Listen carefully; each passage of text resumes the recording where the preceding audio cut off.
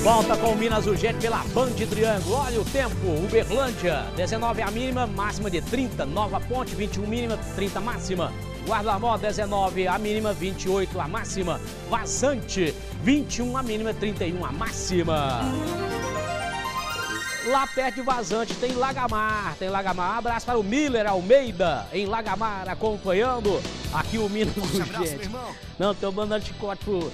Não, eu perguntei, Ronei, a Pinhola pra poder consertar o Uberlândia, porque 6x1 é doído demais. Ou Guatambu. Aí o Ronei, você por ver das dúvidas, os dois, né? Os dois, porque a imprensa de Uberlândia tem medo de falar, e eu não tenho medo de falar, não. Porque quando eu vou ao campo, eu pago a abraço. Eu pago a minha... Quando eu vou, faz muito tempo que eu não vou, eu pago o ingresso ainda. Quando eu vou a trabalho, claro que não. Então eu posso falar, lugar de torcedor reclamar, chiar, é lá dentro do campo a hora que paga. Não é em treino nem nada não, no treino tem que ir a diretoria. Agora a diretoria também tá igual carneiro, né, cabeça pra baixo assim, não tá resolvendo nada.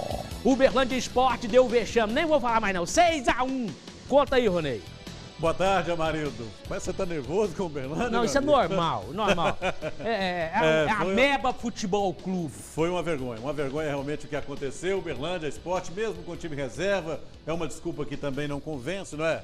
Ele já classificado, mas deu um vexame. Agora imagine como o Uberlândia vai entrar na próxima fase. Com que moral esse time vai entrar no hexagonal depois de tomar de 6 da equipe do Mamoré ontem. Realmente uma situação vergonhosa. Eu falei que não ia intrometer, não ia deixar o senhor tocar o noticiário, mas eu vou falar assim, vai classificar o Democrata e vai classificar o Montes Claros. Que o Uberlândia dos 6 foi a pior campanha que passou. Passar era obrigação, agora classificar não vai. Nós vamos continuar na segunda divisão de novo, junto. A Uberaba e o Nacional tá na terceira agora. Mas vamos continuar na segunda. Com esse time medíocre, não passa, não vai. É verdade, concordo plenamente com você. Deveria ter sido reforçado o time. Bom, então terminou a primeira fase deste módulo 2 do Campeonato Mineiro e por pouco, né, o Uberlândia não ficou fora da competição. Confira aí.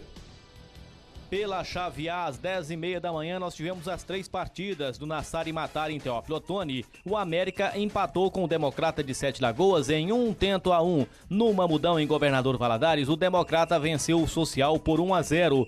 E no Ipatingão, em Ipatinga, nós tivemos Betim 1, Tricordiano 2.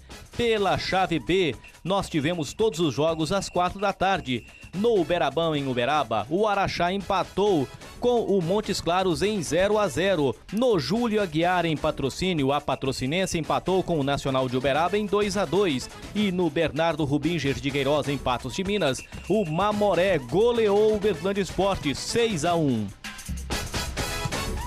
Pois é, e o detalhe é que esse jogo aí do Araxá, que foi realizado em Uberaba, né, porque o estádio Fausto Alvim foi interditado, esse jogo marcou a despedida oficial do Túlio Maravilha. Até que enfim, né, resolveu se despedir do futebol e olha só o público, 35 pagantes no Uberabão, veja só, 35 pessoas assistiram a despedida do Túlio. Eu particularmente acho que ele não precisava pagar esse mico aí, não precisava passar por isso não. Teve uma carreira brilhante, foi artilheiro por onde passou, mas aí no final da carreira inventou essa história do milésimo gol e acabou se despedindo diante de 35 testemunhas no Uberabão, lamentável. Veja só como ficou a classificação final deste módulo 2 na sua primeira fase.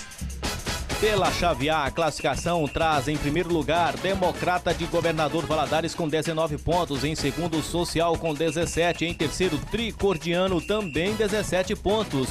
Em quarto lugar ficou o América de Teófilo Otoni com 17 pontos, em quinto o Betim com apenas 8 pontos e rebaixado o Democrata de Sete Lagoas com 5 pontos. Pela chave B, nós tivemos em primeiro lugar o Montes Claros com 22 pontos, em segundo o Mamoré 19 pontos, em terceiro o Uberlândia Esporte classificado em último lugar do hexagonal com 17 pontos. Em quarto lugar, o Araxá com 10 pontos ganhos. Em quinto, a Patrocinense com 7 pontos. E em sexto, rebaixado para a terceira divisão, o Nacional de Uberaba com 7 pontos ganhos. Então o Nacional agora vai fazer companhia ao Uberaba Esporte, que já tinha sido rebaixado no ano passado. Os dois times profissionais de Uberaba, lamentavelmente, rebaixados para a terceira divisão. Na outra chave, o rebaixado foi o tradicionalíssimo Democrata de Sete Lagoas. Agora que venha o hexagonal, amanhã deve sair a tabela e a diretoria do Uberlândia precisa se mexer aí, hein? Me parece que a situação do técnico Fajardo não é nada boa, parece que ele já perdeu o comando da equipe, falou-se muito que ele poderia ser substituído, o presidente garante que não. Vamos aguardar aí os próximos capítulos para ver o que vai acontecer, mas de qualquer maneira, alguma coisa precisa ser feita para que o Uberlândia possa entrar com uma outra postura na próxima fase deste campeonato. Olha, meu amigo, na Escapcar você encontra escapamentos originais, esportivos, catalisadores e adaptações. A Escapcar também faz alinhamento, balanceamento e cambagem. E você pode pagar parcelado no cartão. E um detalhe, hein? Não precisa agendar com antecedência, não. Lá o atendimento é na hora, por uma equipe super especializada. Escapcar há mais de 30 anos no mercado de escapamentos automotivos, cuidando bem do seu veículo e do meio ambiente. Escapcar fica bem na esquina da João Pessoa com Engenheiro Diniz. O telefone 3236-1669. Olha, faltando apenas mais uma rodada para o final da primeira etapa, da primeira fase do módulo 1 do Campeonato Mineiro, e algumas vagas ainda estão indefinidas em relação às equipes que vão se classificar. Veja aí como foram os jogos deste final de semana. Nós tivemos no sábado, no Mineirão, Cruzeiro 2, Tupi 1. No domingo, todos os jogos às 4 da tarde, nós tivemos em Muriaé, no Soares de Azevedo, Nacional 2, URT de Pato 0. No Farião, em Divinópolis, Guarani 0, Atlético Mineiro 1. Na Arena do Jacaré, em Sete Lagoas, Minas Boca 1, Tombense 2. E no Melão, em Varginha, nós tivemos Boa 1, Caldense 0. No Independência, em BH, América 1, Vila Nova também 1.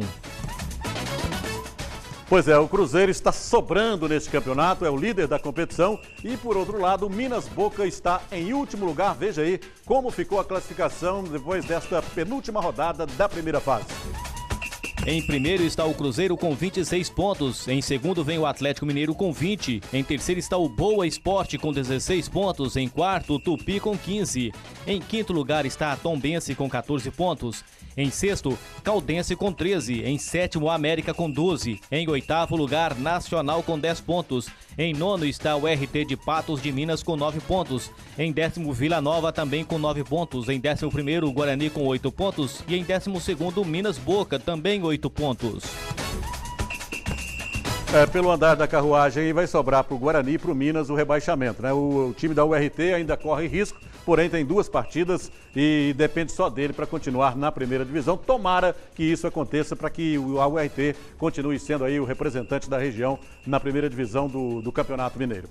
Agora vamos falar de basquete. Depois da vitória sobre o Minas Tênis por 82-61, o Unitri retornou aos treinos na tarde deste domingo, se preparando para o jogo de hoje contra o Espírito Santo Basquete. O técnico João Batista tem um jogador a menos com a saída do americano McKentz, que foi dispensado pelo presidente Wellington Salgado, mas já vai poder contar novamente com o pivô Leonardo, que cumpriu suspensão automática pela expulsão ocorrida no jogo contra o Paulistano em São Paulo. Portanto, hoje tem esse jogo aí contra o Espírito Santo, que é o ex-time do técnico atual da Unitri, e o americano realmente foi dispensado, hein? Segundo o presidente da Unitri, falta de empenho, falta de comprometimento. O americano chegou como grande estrela, acabou não correspondendo e foi dispensado oficialmente no sábado.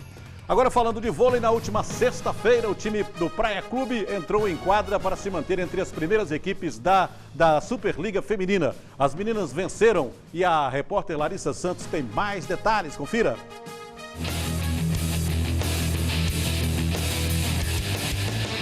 As meninas do Praia venceram em casa o Uniara de Araraquara, em São Paulo, por 3-0. O time segue na 5ª colocação da tabela e deve disputar outros 2 jogos pela fase classificatória. Um deles na próxima terça-feira, quando volta a jogar em casa contra o São Bernardo.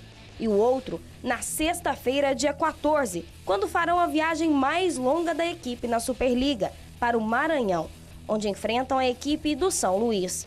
Agora, com 43 pontos na tabela, esta é a 5ª vez que o Praia avança para os playoffs da competição e busca mais uma vez a semifinal inédita.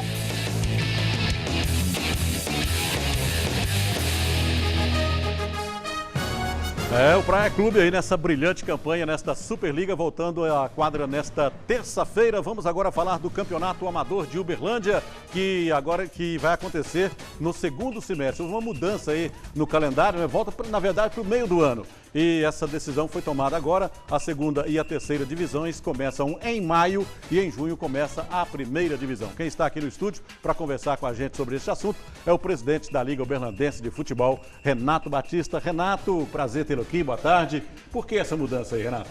Boa tarde, Ronei.